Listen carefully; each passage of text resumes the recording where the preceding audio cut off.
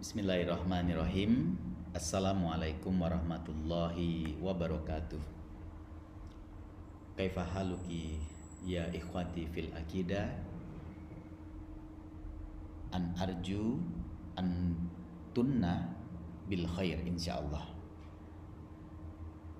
Wa qabla nabda al kulliyatana fi hadzal yaum haya nafta darsana bi qiraati basmalah. Bismillahirrahmanirrahim. Raditu billahi robba wa bil islami dina wa bi muhammadin nabiyya wa rasulah. Rabbi zidni ilman warzuqni fahman amin ya rabbal alamin. Tashilan li wa tafhiman lakum sa'antik hazil kulaimat bil lugha al indonesia wal arabiyah wal ijriziyah. Baik, pada pertemuan ketiga kali ini kita akan membahas sebuah topik yang mana kita harus paham secara komprehensif. Karena topik ini berbicara mengenai masyadiril hukmi, bicara menjelaskan tentang sumber hukum dalam ajaran Islam. Sebagaimana ulama mengatakan sumber hukum Islam secara garis besar ada dua. Yang pertama adalah Al-Quran, yang kedua adalah Sunnah Baginda Muhammad SAW. Nah, oleh karena itu, pada mata kuliah Ulumul Quran pada kesempatan kali ini, izinkan Ustadz menguraikan, memberikan penjelasan mengenai Al-Quran. Ananda sekalian, berbicara tentang Al-Quran, kita harus selalu ingat bahwa Al-Quran adalah sumber hukum pertama dalam ajaran Islam. Oleh karena itu, jadikan Al-Quran sebagai guidance, sebagai petunjuk, sebagai rujukan utama dalam menjalani kehidupan. Oleh karena itu, Ananda sekalian, Ananda harus tahu what is definition of Al-Quran. Apa yang dimaksud dengan Al-Quran? Oleh karena itu, izinkan Ustadz menjelaskan definisi Al-Quran, perspektif para ulama ulumul Quran. Yang pertama, kita harus tahu dulu Al-Quran berasal dari bahasa Arab. Jadi, bahasa yang paling kaya di dunia internasional adalah bahasa Arab. Ustadz punya pengalaman belajar bahasa internasional itu ada 3. Yang pertama adalah bahasa Inggris, yang kedua bahasa Prancis, dan yang ketiga bahasa Arab. Dari pengalaman Ustadz mempelajari ketiga bahasa tersebut, maka bahasa yang paling kaya adalah bahasa Arab. Karena satu kata bisa berubah-ubah. Misalnya bahasa Arabnya membuka adalah fatah. Alat untuk membuka kunci bahasa Arabnya adalah miftah. Begitu juga dengan Al-Quran. Al-Quran asal katanya adalah qoro'ah, yang secara etimologi artinya adalah membaca. Laki-laki membaca Al-Quran disebut dengan qori, sementara perempuan membaca Al-Quran disebut dengan qori'ah. Adapun alat yang dibaca, sesuatu yang dibaca, bahasa Arabnya adalah Al-Quran. Oleh karena itu, Al-Quran asal katanya adalah qoro'a yaqro'u, isim masdarnya, infinitifnya adalah Al-Quran. Yang secara makna Al-Quran artinya adalah bacaan. Dan ini sudah disebutkan juga di dalam firman Allah, bahwasanya Al-Quran sudah disebutkan, dimention di dalam Al-Quran, di dalam surah Al-Qiyamah, di mana Allah Subhanahu wa taala berkata, "Inna alaina jam'ahu wa qur'ana fa iza qara'nahu fattabi' qur'ana." Nah, ini definition daripada Al-Quran.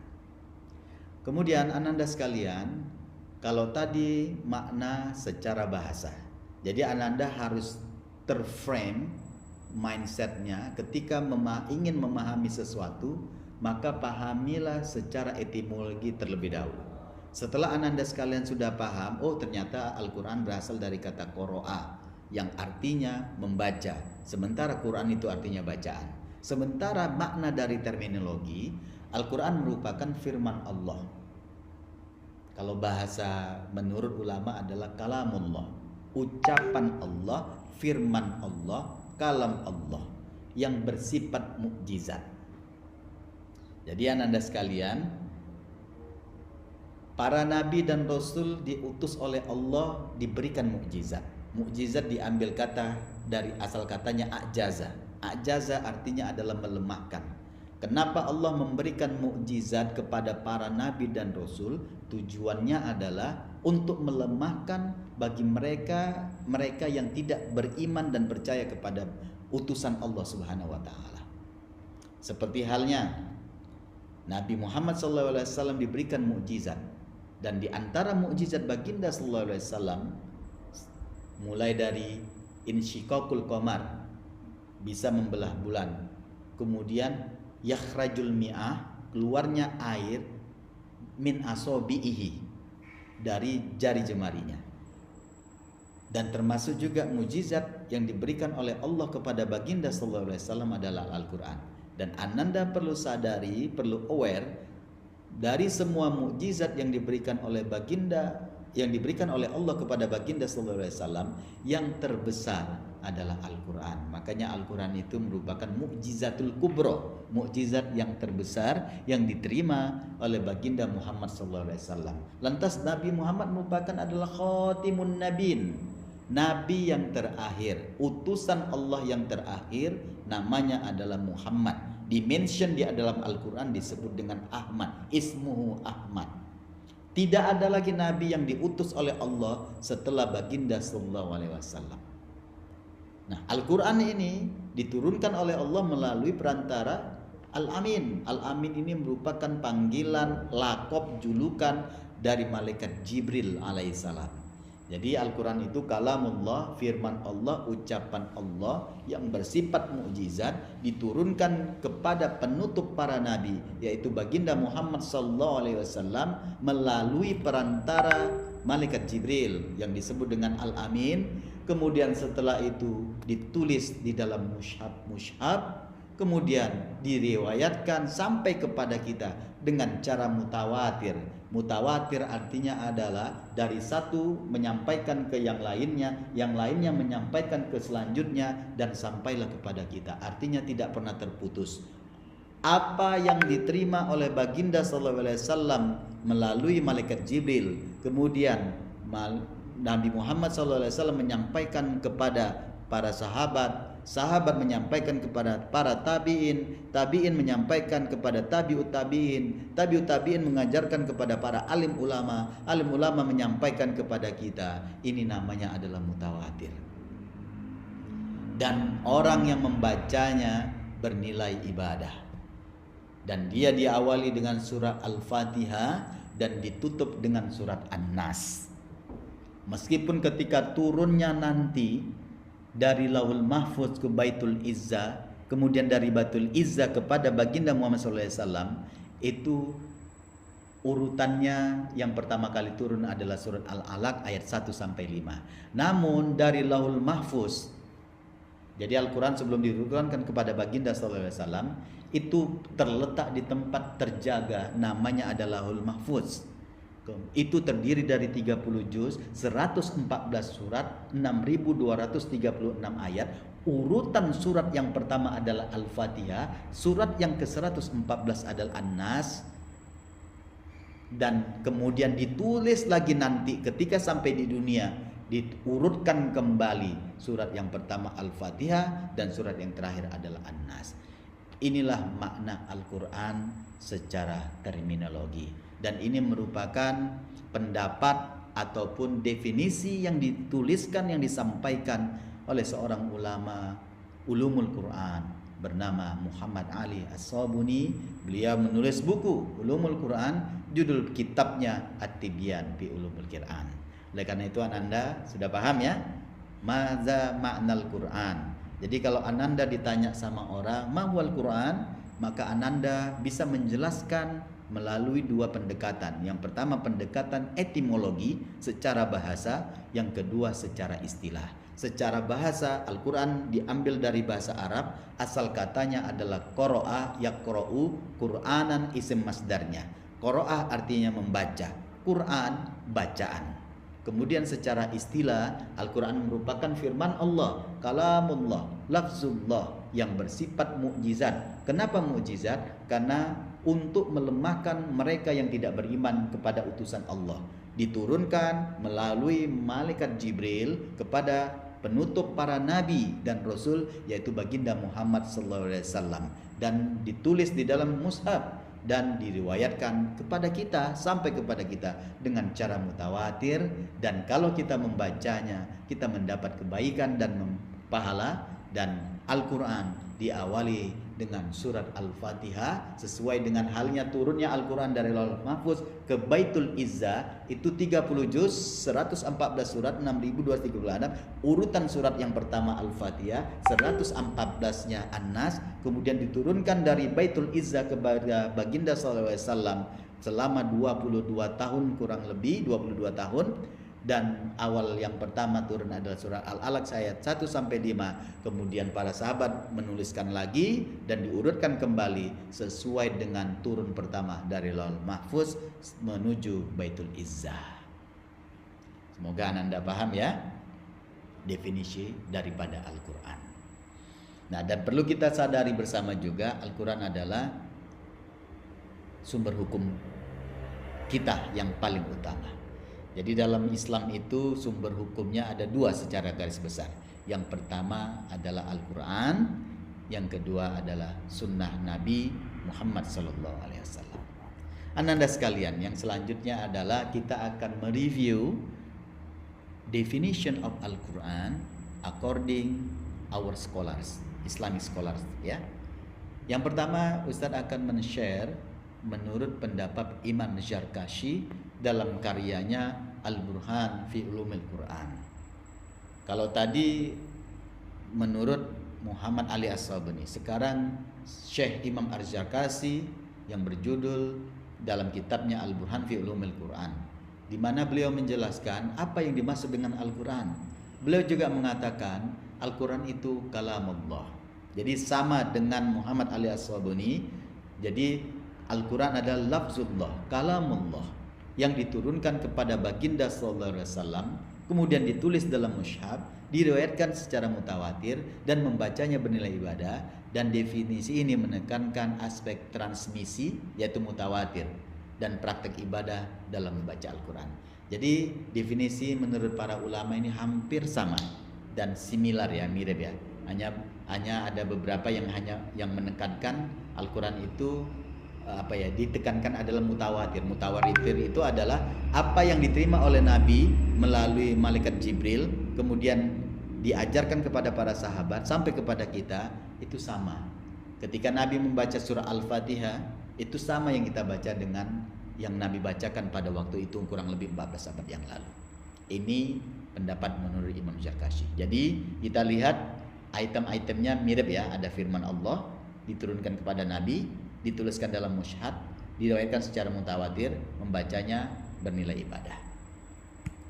Ananda sekalian, sekarang kita akan melihat seorang ulama besar juga yang bernama Imam Asy-Syuyuti. Ya, beliau menulis buku yang berjudul Al-Itqan fi Ulumil Quran. Beliau menambahkan dimensi kemukjizatan. Jadi kalau Imam Zarkashi tadi tidak mention mukjizat, ya, tidak mention mukjizat karena memang fokus dari Imam Zarkashi adalah mutawatirnya. Nah, kalau Imam Suyuti menambahkan selain firman Allah, kalamullah, itu ada mukjizat, sama seperti Muhammad Ali Sabuni. Jadi Al-Quran itu mukjizat baginda Muhammad sallallahu alaihi wasallam. Makanya pada waktu itu ketika Rasulullah awal-awal menyampaikan Al-Quran kepada umatnya di Mekah, itu banyak yang menentang. Mereka mengatakan Al-Quran itu merupakan karangan baginda. Nah, sehingga ditantang oleh Allah. Kalau misalnya kalian mengatakan karangan Nabi Muhammad dan kalian bisa membuat seperti Al-Quran, maka silakan buatlah seperti Al-Quran. Sekalipun kata Allah, disiapkan air yang ada di alam dunia ini menjadi lautan, berubah menjadi tinta, kemudian kalian tulis Al-Quran, kalian tidak akan mampu meskipun air itu tersedia berubah menjadi tinta. Nah, jadi itu ya. Nah, Imam Zarkasi juga mengatakan Al-Quran itu firman Allah yang diturunkan kepada baginda sallallahu alaihi wasallam sebagai mukjizat yang melemahkan manusia, yang dimana pada waktu itu banyak orang-orang kafir yang mengcounter, tidak percaya kebenaran yang disampaikan oleh baginda sallallahu alaihi wasallam merupakan bersumber dari Allah Subhanahu wa taala. Nah, pendekatan pada aspek mukjizat menunjukkan bahwa Al-Quran tidak hanya sebagai wahyu, tapi juga sebagai bukti kebenaran baginda Muhammad sallallahu alaihi wasallam. Nah, jadi sudah bisa dipetakan ya. Kalau misalnya Imam Zarkashi ini memang mensorot, meng-highlight itu kemujizatannya, sementara imam sebelumnya mensorot mengenai tentang mutawatirnya. Nah, kita akan lihat pandangan dari Imam Al-Jurjani di dalam kitab At-Ta'rifat. Beliau memberikan definition daripada Al-Quran itu lebih ringkas lagi, di mana dia jelaskan Al-Quran adalah kalamullah. Ketika Imam Al-Jurjani mengajarkan kepada murid-muridnya, mereka mendengarkan dengan seksama apa yang dimaksud dengan Al-Quran. Imam Al-Jurjani mengatakan Al-Quran merupakan kalamullah. Jadi lagi-lagi dari semua ulama ulumul Quran, para ahli tafsir memberikan definisi ketika diartikan apa itu Al-Quran. Definisi yang pertama adalah Al-Quran adalah kalamullah, ucapan Allah, perkataan Allah. Ya, Imam Al-Jurjani lebih meng-highlight kalamullah yang diturunkan kepada Nabi, tertulis dalam mushaf dan dinukilkan secara mutawatir, noda tanpa keraguan. Tertulis dalam mushaf, dinukilkan secara mutawatir tanpa keraguan. Dan definisi ini memperkuat aspek otentisitas dan keabsahan transmisi Al-Quran dalam tradisi Islam. Inilah ananda sekalian, jadi memang ulama-ulama belakangan yang muncul kemudian itu memang semua sepakat. Para ulama memberikan definisi beberapa item ya. Yang pertama adalah mungkin kita bisa mengidentifikasi atau mempetakan. Ulama mengartikan Al-Quran secara terminologi. Yang pertama adalah kalamullah, pertama ucapan Allah. Jadi ketika kita mendengar Al-Quran, oh Al-Quran ternyata ucapan Allah. Yang kedua, diturunkan kepada baginda sallallahu alaihi wasallam melalui malaikat Jibril. Yang ketiga, membacanya mendapat kebaikan. Yang keempat, mujizat. Yang kelima, diawali dengan surah Al-Fatihah, diakhiri dengan surah An-Nas. Yang keenam, ditulis di dalam mushaf. Nah, inilah beberapa definisi kalau bisa kita rangkumkan makna daripada Al-Quran ya seperti tadi ada 6 atau sampai 7 item tadi. Nah, Ananda harus ingat definisi daripada Al-Quran tersebut. Mana'ul Qattan, seorang ulama juga, beliau menulis buku Ulumul Quran yang berjudul Mabahis fi Ulumil Quran, memberikan definisi yang lebih komprehensif, di mana beliau menyebutkan bahwa Al-Quran adalah firman Allah. Sama lagi ya, firman Allah, kalamullah, yang diturunkan kepada Nabi. Nah, jadi sama lagi itemnya, firman Allah diturunkan kepada Nabi melalui malaikat Jibril, sudah 3 ya. Diawali surah Al-Fatihah dan diakhiri dengan surah An-Nas. Diriwayatkan secara mutawatir, sudah 5. Yang bacanya merupakan ibadah. Nah, jadi memang definisi ini sudah sangat jelas. Batasan struktural Al-Quran sekaligus proses pewahyuannya. Tadi 6 ya. Jadi ada satu lagi yang barangkali kalau misalnya boleh kita rangkumkan semua definisi dari para ulama. Nah, kita ulang pertama sama-sama ya. Jadi Al-Quran itu adalah pertama kalamullah. Yang kedua adalah diturunkan kepada Nabi. Yang ketiga melalui perantara malaikat Jibril. Yang keempat diawali surah Al-Fatihah dan diakhiri dengan surah An-Nas. Yang kelima diriwayatkan secara mutawatir. Yang keenam membacanya merupakan ibadah. Yang ketujuh ditulis di dalam mushaf. Jadi 7 item inilah Ananda harus ingat ketika Ananda menjelaskan what is the meaning of Al-Quran. Can you get the point? Insyaallah fahimtum, insyaallah antunna fahimna insyaallah. Lantas sebagai kesimpulan definition of Al-Quran, maka Dari berbagai definisi yang dikemukakan para ulama tersebut, dapat kita simpulkan bahwa Al-Quran adalah kalamullah yang diturunkan kepada Nabi melalui malaikat Jibril, diriwayatkan secara mutawatir, ditulis di dalam mushaf, memiliki mukjizat, serta membacanya bernilai ibadah. Nah, jadi kita bisa mengidentifikasikannya. Sama-sama ya kita identifikasikan ya. Pertama, Al-Quran itu adalah, ini bisa tulis ya, kalamullah. Ini atau ananda sekalian harus ingat. Ya, kalamullah. Definisi pertama, kalamullah. Yang kedua, diturunkan kepada Nabi.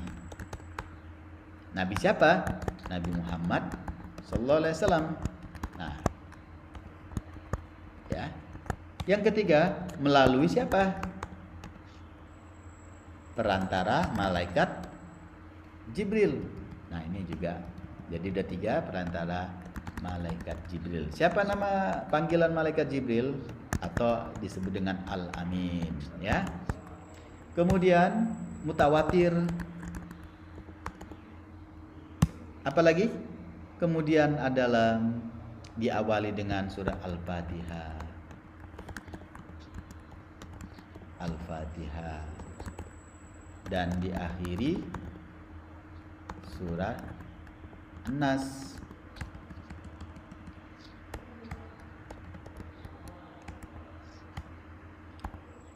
Apalagi? Ditulis di dalam mushaf. Di mushaf. Apalagi? Membacanya bernilai ibadah. Dan satu lagi, dia adalah mukjizat terbesar baginda Muhammad sallallahu alaihi wasallam. Nah, jadi ada 7 item ya, kalau kita rangkumkan ya. 1, 2, 3, 4, 5, 6, 7, 8. Nah, jadi ini ya. Kalamullah diturunkan kepada Nabi sallallahu alaihi wasallam melalui perantara malaikat Jibril. Kemudian dia itu mutawatir, bersifat mutawatir, dan diawali surah Al-Fatihah dan diakhiri surah An-Nas, terdiri dari 30 juz ya. Kemudian ditulis di dalam mushaf. Kemudian ketika kita membacanya bernilai ibadah. Dan perlu kita ketahui, ini merupakan salah satu mukjizat Nabi, dan ini merupakan mukjizat terbesar baginda Muhammad SAW. Inilah ananda sekalian definition daripada Al-Quran. Ustadz berharap ananda bisa paham, betul-betul dipahami, karena ulama pasti 8 item ini ada. Di antaranya pasti ada. Yang pertama yaitu kalamullah pasti ada. Diturunkan kepada Nabi 1 sampai 6 itu ada. Bahkan sampai 8 semua ada. Para ulama memberikan definisi seperti itu. Lantas apa yang membedakan dengan sunnah baginda sallallahu alaihi wasallam? Jadi apa bedanya Al-Quran dengan hadis Nabi dan hadis kursi? Nah, ini ananda juga perlu tahu ya, apa bedanya Al-Quran dengan hadis Nabawi dan hadis kursi. Nah, sekarang kita lihat apa perbedaannya. Al-Quran, hadis kursi dan hadis Nabawi. Nah, tadi sudah kita definisikan makna daripada Al-Quran. Nah, perbedaannya ada pada teks redaksi. Kalau Al-Quran, redaksinya dan maknanya bersumber dari Allah. Lafzan wa maknan minallah. Jadi Al-Quran terdiri dari 30 juz, 114 surat, diawali surah Al-Fatihah sampai surah An-Nas. Teks dan maknanya bersumber dari Allah. Berbeda dengan hadis kursi ya, dan hadis Nabawi. Kalau hadis Nabi Muhammad SAW hanya berperan menerima dan menyampaikan apa adanya sebagaimana yang diwahyukan kepada beliau. Sedangkan hadis kursi adalah firman Allah yang maknanya datang dari Allah, teksnya berasal dari Nabi.